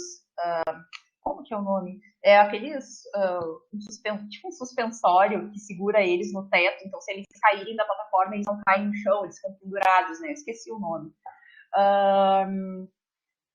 Mas eu acho que basicamente que eu já vi acontecer foi corte, eu nunca vi nada muito grave. Claro que pode acontecer algumas coisas, tipo cair maneia as rodas, né, de ferro que içam os animais. Isso pode acontecer, nunca vi acontecer, mas são acidentes, são coisas que têm que ser sempre cuidadas, né? Tem que ter sempre a precaução dentro de um estabelecimento de abate, que realmente, de abate ou de produção, são locais insalubres, né? Pode ocorrer acidente, mas não é tão habitual, assim. Acho que a legislação do trabalho está bem mais exigente hoje. Legal. A Mônica está perguntando ali em qual etapa do processo é mais recorrente a contaminação de carcaça. Olha, aquela contaminação direta que a gente vê durante o abate, tá? Daí desconsiderando as questões lá depois de manipulação, sala de cortes, desconsiderando, pegando o abate, esfola, no momento da esfola, a retirada do couro, e a evisceração. São os locais que a gente mais nota, que a gente mais observa contaminação de carcaça. Bom, vou te fazer uma pergunta já baseado no que nossa conversa anterior ali. É fácil de diferenciar quando é contaminação, quando é, por exemplo, essa contaminação é ocasionada porque o órgão, por exemplo, o rumen estava aderido na carcaça. Uhum. É fácil fazer essa diferenciação ali na hora ali? Só se tiver assim, quando ocorre a contaminação, a gente já sabe que aquela porção ali vai ser condenada, né? De qualquer forma, vai avaliar muito do momento ali que a gente está vendo a evisceração. Se a gente conseguir identificar alguma aderência, sim, aí tu consegue perceber que foi. Várias vezes a gente conseguiu ver casos de contaminação que a gente identificou a aderência ruminal e aí houve ali um rompimento na hora de eviscerar. Mas eu acho que a maioria que ocorre é por erro de processo, é erro na hora de fazer evisceração. É muito fácil de estourar o rumen. E eu acho que o que mais ocorre é por erro de processo, sim. Mas, de qualquer forma, acaba sendo condenada aquela porção, né? Contaminação de qualquer forma. Bom, a Nicole faz outra pergunta aqui a respeito das facas ali, dos equipamentos. Se não seria mais seguro fazer autoclavagem desses materiais em vez de mergulhar numa solução? Porque, mesmo que demore, eles podem autocolocar uma faca contaminada naquela solução, ela acaba contaminando a solução, né? É que aquilo ali não é aquela que eu mostrei no higienizador, né? É aquilo ali, a água a 85 graus, tá? É água corrente a 85 graus, que ela passa, tem um cano de vapor que liga e aquele ali aquece a água, tá? Alguns vêm direto com água quente, enfim, N mecanismos, mas o que interessa é que a água esteja ali a 85 graus. O objetivo e até a descrição na legislação é a obrigatoriedade desses equipamentos de higienização, tá? Então, as facas devem ser. Talvez o mais ideal seria antes o funcionário passar em água corrente para tirar o resíduo e aí depois colocar na água a 85 graus. Não é o que sempre ocorre. O que mais ocorre é o pessoal usar o higienizador. Mas daí é essa água com essa temperatura, né? Não é uma solução. E autoclavagem, o que acontece? Como tem que ser feita a troca constante de facas, de um animal para outro, então tem que ser um mecanismo rápido, que ele coloque ali, use a faca, largue a faca, pegue a outra e continue, né? Provavelmente essa foi até hoje a forma mais eficaz encontrada, né, de fazer essa higienização, essa diminuição de micro-organismos na lâmina, né? É isso que eu ia comentar ali a respeito da autoclavagem, ela se torna inviável, né, durante o processo, porque tem que estar sempre trocando de faca, né? Sim, está sempre trocando. Bom, ainda a Nicole fez uma outra pergunta agora a respeito do abate humanitário. Tá. Não sei se tu consegue acompanhar ali a pergunta dela, acho que fica mais fácil até. Se é verdade que o animal sofre, se o animal que sofre, a carne fica ruim. Eu imagino que através da morte sem dor, a carne seja boa. Mas já foi comprovado ao contrário? Pois eu imagino que mesmo sendo humanitário, eles sentem o cheiro e a energia dos animais sendo abatidos. Assim, sabe, que não dá para dizer que é sem estresse. Não é sem estresse. Claro que ele está estressado, é claro que ele não está no rebanho dele, no ambiente que ele vivia, ele está num ambiente diferente, com um lote diferente, com animais diferentes, que podem vir a agredir ele. É um ambiente de estresse, com certeza. O que a gente preza, o que a gente tenta minimizar é essa situação de maus tratos, enfim, tenta minimizar essa situação de estresse, né? Poderia ser pior, a gente imagina, né? Então a gente tenta conduzir de uma forma mais tranquila, né? Exige que o pessoal faça isso de uma forma mais tranquila, que o animal se sinta mais tranquilo, mais calmo, mas igual, ele visualiza, ele sente o cheiro, né, do sangue, ele escuta a vocalização dos outros animais, não tem como evitar o estresse, né? O que a gente tenta é minimizar e ter medidas que assegurem ao máximo a questão humanitária, né, do abate, como, por exemplo, a hora que eu acho crucial é a sangria. Ele está bem sensibilizado na hora da sangria, né? O animal morrer ali no procedimento de abate no sangramento é inviável, né? Ele tem que estar bem sensibilizado antes. Tendo isso já é um ponto bem importante, já é bem crucial. As demais situações de estresse, muitas coisas são inviáveis. A gente realmente não tem como alterar, né? O Kevin pergunta ali logo após a sangria se o choque é obrigatório. Ele diz que viu num frigorífico. Não é obrigatório, mas tem uns que usam sim, para fazer o escoamento mais rápido do sangue, para depois a sangria escoar mais rapidamente. Então tem uns que usam sim, é tipo um choque, né? Uma eletroestimulação. Não é obrigatório, de jeito nenhum, mas é permitido. E a Nicole pergunta como é o descarte dessas carcaças. Eu acredito que ela esteja se referindo às carcaças com tuberculose, enfim, com algum... Elas é uma empresa especializada que recolhe e esteriliza esse material. Tem, acho que umas 2, 3 no estado que fazem isso, recolhem dos frigoríficos, recolhem de resíduo de mercado, por exemplo, também. Passa por um tratamento térmico, né, intensivo, intenso, e muitas o destino faz parte da fabricação de ração de cachorro. Fornecem matéria para fabricação de ração. Mas eu não sei muito detalhe desse processo, tá? Só que eles vão para um destino adequado, né? Tem empresas que fazem a coleta específica desses resíduos. E a Andressa pergunta aqui sobre as vacas que chegam para o abate no fim de gestação, se elas são abatidas mesmo se apresentando sinais de parto. Se elas já pariram? Não, acho que é próximo ao parto, Ana. Se elas estão ali. Isso. Se tu nota na tua inspeção que elas já estão próximo ao parto. Se elas tá. É assim, é bem difícil avaliar se elas estão próximas ao parto, sim, por ver volume abdominal, na quantidade de animais que chegam, as características, a gente não conhece os animais, né? Então a gente chega e avalia um animal, aquele dia um animal, cada dia um animal novo, né? N animais novos, então a gente não consegue ter muito essa percepção. Mas se tiver um grande indício, o veterinário consiga realmente constatar, ou até se acontecer um toque, né, para constatar, já foi um caso que aconteceu comigo, a gente pode devolver os animais para a origem, para primeiro parir, e aí ela voltar para o abate, se for o caso, 10 dias depois do parto. Isso é autorizado. Mesmo, Ana, com o novo RISPOA não restringindo o abate de vacas prenhas? Sim. A gente, deixa eu, olha, essa questão aí é bem complicada do abate de vacas prenhas. O que acontece, tá? Se entrar a vaca prenha hoje, antes ela, com estágio adiantado de extinção, né? Antes ela era condenada à carcaça. Hoje Sim. Não é mais. Então, se entrar prenha, não sabia que ela tá prenha, e ela estiver na hora da inserção de constatar que ela está parindo, a carcaça não vai ser aproveitada. Antes não era, né?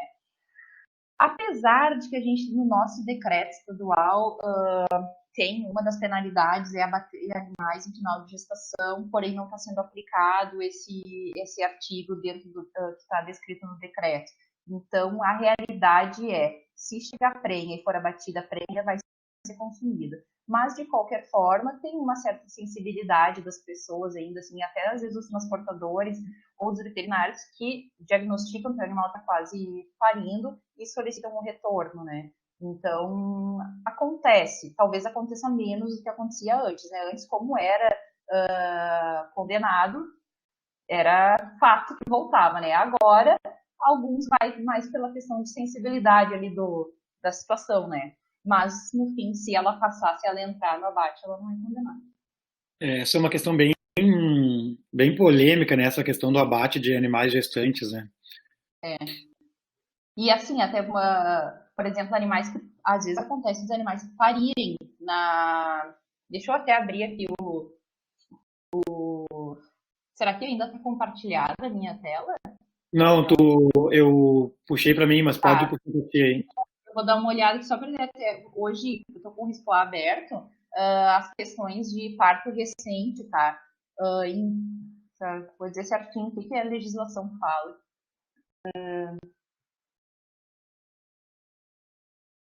Olha só.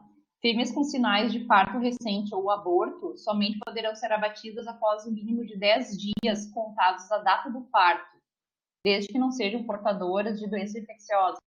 Nesses casos aí de parto recente, ou então fêmeas que venham a parir no curral, esses casos, em geral, estão sendo retornados para a origem, e aí depois ela vem para o abate novamente, né, se for o caso. Agora, essa situação ali das prenhas, como eu te falei, como é difícil de diagnosticar, geralmente se diagnostica lá dentro, já depois que ela já foi viscerada, que estava prenha. Hoje em dia já não tem mais uma restrição, né? Felizmente. É muito ruim ver os terneiros quase nascendo na calha. É. A Gabriele pergunta se achar tuberculose em abate normal, descarta a carcaça ou só onde tem lesão? Depende da lesão. Valeu O pela André já pergunta tinha boa. comentado. Depende da lesão. Tem que ser avaliado. A gente tem N julgamentos para tuberculose, né? Mas, assim, pegando no caso da inspeção estadual, tá? Tem várias questões ali na legislação que permitem um aproveitamento condicional por calor da carcaça com determinados tipos de lesão de tuberculose. No estado, a gente não tem frigorífico, a inspeção estadual, a gente não tem abatedouro que tenha tratamento térmico. Então, para nós, quase que 100% dos animais tuberculosos são descartados.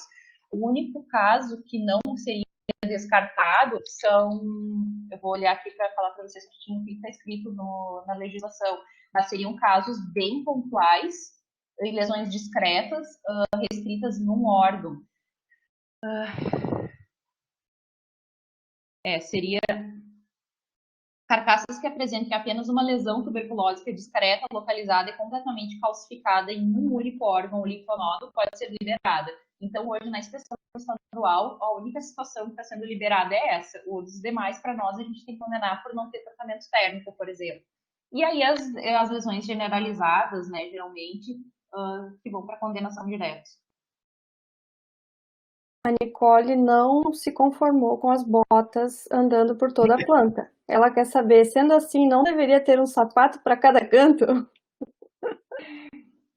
Na verdade, eles têm que higienizar antes de entrar na fábrica. É que assim, não é para eles ficarem passeando, né? A ideia é que o funcionário entre, coloque a roupa, vá trabalhar. Se for necessário ir ao sanitário, em alguns casos eles vão, né, tiram os EPIs, vão e retornam para dentro da planta usando a barreira sanitária novamente, e aí colocando avental, luva, essas vestimentas ou os EPIs, enfim, que ele estava usando anteriormente, ele recoloca. Agora, para ir no refeitório, por exemplo, tem funcionários que fumam, eles têm alguns estabelecimentos que têm o tal dos fumódromos, tem que tirar o uniforme. Na verdade, o uniforme é para trabalhar, né? Em algumas situações ele vai estar com o uniforme e vai acabar se deslocando, mas não é para ele ficar zanzando ali pela planta de uniforme. Não, daí estaria errado, com certeza. É basicamente isso. E a Leila pergunta, depois de quanto tempo que o animal chega no abatedouro, ele pode ser abatido?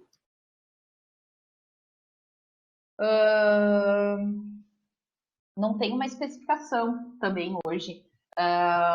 Em geral, os animais chegam num dia e os abates ocorrem no dia seguinte. A gente geralmente fica 12 horas de descanso, pelo menos. O antigo RISPOA tinha 24 horas de descanso, mas isso caiu.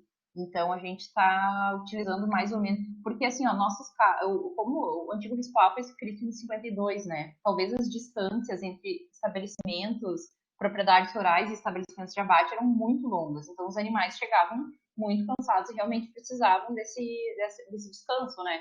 Aqui, na nossa realidade, não. São propriedades próximas, o trânsito é talvez 2, 3 horas. Não seria necessário 24 horas, né? Talvez até seria um estresse maior. Então, a gente preza o tempo ali. porque também tem a questão de do trato, aquela espera ali também auxilia no esvaziamento do trato gastrointestinal, né?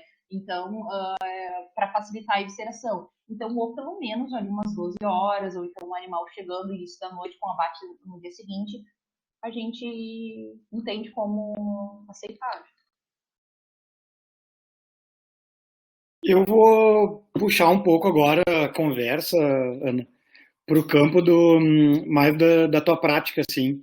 Conta Tá. para nós um pouco tu estava me contando ali antes a respeito de alguns problemas ou dificuldades que tu enfrentou. Por exemplo, foi bem bonito ali aquele abate com um tronquinho de contenção, onde o animal fica parado para fazer a dessensibilização. Uhum. Mas isso não é a realidade de todos os estabelecimentos, né? Uhum. Então, como é que é? Conta um pouco desse trato ali do veterinário com os donos de frigorífico. Conta a tua experiência para nós.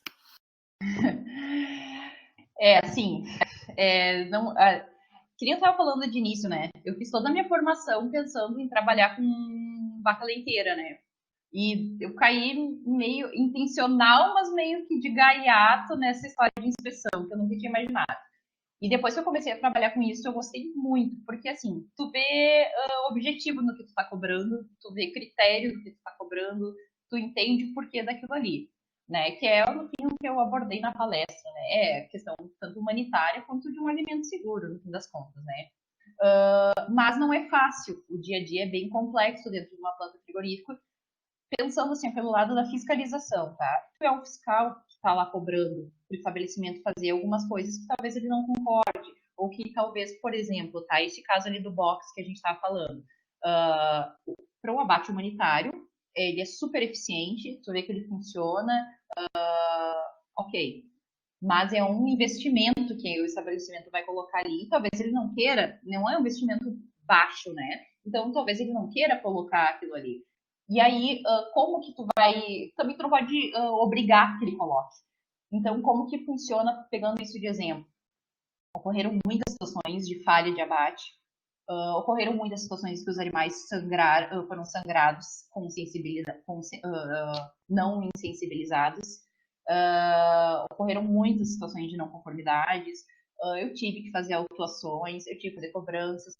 Aquilo que eu falei de artifícios de ação fiscal são, por exemplo, paradas de abate, interrompe o abate, ou não vai mais abater até que seja consertada essa questão, até que vocês consertem isso daqui, até que esse abate imunitário funcione, não interessa como vão fazer, mas desde que funcione, enfim. Ao longo do tempo, e claro, muita conversa. A gente conversa bastante com essas equipes de controle de qualidade, que são pessoas técnicas. A gente muitas vezes conversa com o dono do estabelecimento, tentando dar o nosso ponto de vista e também fazendo nossas cobranças, né? Então, ao longo do tempo,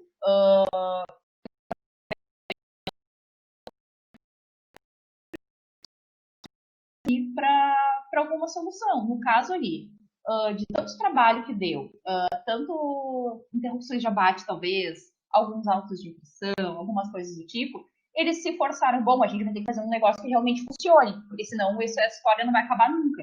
Aí, até que um dia eles resolveram, nesse caso, né, investir num box de contenção, transformou em outra vida. Não deu mais problema abate humanitário lá dentro, sabe? Então, acabou aquele problema. Investiu, consertou, melhorou, acabou aquele problema. E às vezes é dessa forma às vezes não, a maioria das situações dentro do frigorífico é assim. Por exemplo, tá? Aquela que eu mostrei ali num estabelecimento, o pescoço e os braços do animal mergulhado na calha de evisceração, tá? Foi outra questão. Aí eles recebiam animais grandes com uma calha, um tamanho, uma dimensão de calha que não comportava aquilo ali. Teve muita condenação de porção cárnea, teve parada, interrupção, até que esse problema não seja sanado, o abate vai estar interrompido. Conversas a respeito, mostrar, falar, mostrar foto, enfim, é a mesma coisa que a questão do humanitário, né? Tanto a fiscalização quanto a orientação. Hoje, eles têm uma calha pneumática. Quando entra animais grandes, a calha baixa. Aí eles evisceram. Depois sobe a calha, evisceram o menor. Outro problema foi sanado. mas não é da noite pro dia, né? É muito trabalho em cima, e isso é desgastante, tá? Isso é desgastante. Mas, como eu falei, é recompensador. Porque, assim, ó, foi um desgaste, foi um estresse, talvez, muitas vezes, uma atrito, mas que no fim hoje é um negócio que funciona. E tu te sente parte disso, né? Muito legal. Eu também tinha uma outra pergunta a respeito do. Bom, não deve ser nada fácil, né? A gente vê as lesões ali macro e muitas vezes tem que cravar um diagnóstico, né? E às vezes alguns diagnósticos que descartam carcaça, como por exemplo a tuberculose, né? Uhum. Então, a minha pergunta é, em termos de diagnóstico, assim, vocês muitas vezes utilizam serviços de diagnóstico, como de patologia, para chegar a diagnóstico, até para a questão pessoal, sabe? Para vocês afinarem o olho em termos de algumas doenças, lesões. Como é que funciona Assim, isso? na questão, assim, ó, propriedade, vamos pegar um exemplo de propriedade certificada para tuberculose, por exemplo, tá? Se tu identificar a lesão, tu teria que coletar, sim, a lesão e enviar para o laboratório. Vai ser condenada a carcaça de meio. Porque, assim, a condenação, a gente parte do pressuposto que seja aquela doença. Então, se a gente. Não é que fique em dúvida, mas se, por exemplo, tem uma tuberculose e outra doença que tu fique realmente em dúvida que pode ser tuberculose, tu vai eliminar pelo pior problema, né? Claro, não é uma coisa assim aleatória, não, é realmente tu tem uma dúvida muito forte entre uma coisa e outra, tu vai optar tu vai tentar garantir que a tuberculose não chegue ao comércio, né? Então tu vai fazer a condenação. Então a gente condena as coisas com base em conhecimento, enfim, em lesão macro, né? Então, nesse caso, aí, se chega um animal de propriedade certificada, ele acaba sendo condenado, porém, aquela lesão ali, a gente tem que enviar para o laboratório oficial, porque, enfim, repercute sobre uma certificação, né? Agora, a regra das demais doenças, não, a gente não tem nenhuma parceria, vamos dizer. Vai muito da questão pessoal do fiscal e dele ter um contato para fazer isso. No meu caso, eu fazia, né? Porque eu tinha patologia, né? Então eu mandava ali pro professor Davi, mandava pro pessoal, vários até do pessoal, os doutorandos, os pós-graduandos iam lá no estabelecimento muitas vezes para coletar lesões e aí levavam as minhas. E eu usava isso justamente para ter maior conhecimento sobre lesões, né? E saber exatamente do que eu estava tratando. Mas é por interesse pessoal, a não ser nesses casos aí de tuberculose, que daí a gente tem que enviar para fazer o confirmatório. Nos demais casos, não. Bom, acho que de perguntas ali no bate-papo era mais ou menos essas, Ana. Tem um monte de gente elogiando aí tua palestra. Obrigada. Eu acho que é bem legal essa conversa, porque principalmente a questão dessa parte de inspeção, até acho que não tem como ser muito diferente, ela é no final da faculdade, né? Então, muitas vezes o pessoal nem se dá conta que é uma área que dá para abordar, né? Que dá para seguir. Uhum. Exatamente. Assim, ó, é uma palestra, como tu falou, é ali no final da faculdade, né, no 10º semestre, por aí, que a gente tem, né?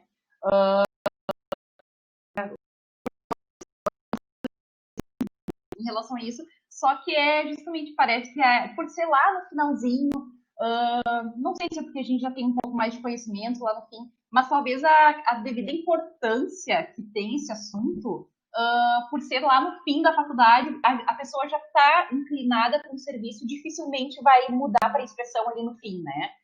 Como eu falei, eu nunca imaginei fazer isso, né? E é uma área super interessante, super importante, é crucial. Tanto é que a gente trabalha, os veterinários que estão a campo trabalhando em inspeção, mesmo no momento de pandemia, em momentos que tem greves, continuam trabalhando porque é um serviço essencial, né?